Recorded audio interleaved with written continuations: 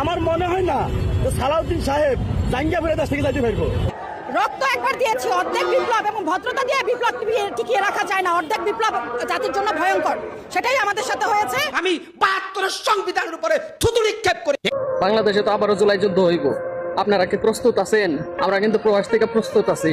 আগের জুলাই তো অনেকটা অগোছালো হয়েছে, ডে বাই ডে প্ল্যানিং এ হয়েছে। এবার জুলাইটা হবে যথেষ্ট প্ল্যান ওয়াইজ হবে, যথেষ্ট প্ল্যান ওয়াইজ হবে।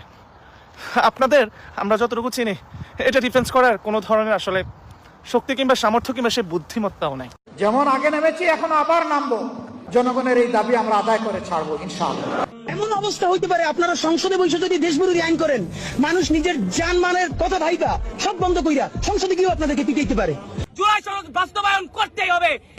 ভোটে জিতে গেছি আমরা, আর সরকার এটাকে ডিক্লাইন করবে, এটাকে সরকার এর বিরুদ্ধে মানে অবস্থান গ্রহণ করবে, এটা তো আমরাই মেনে নিব না। দেশের সাধারণ মানুষ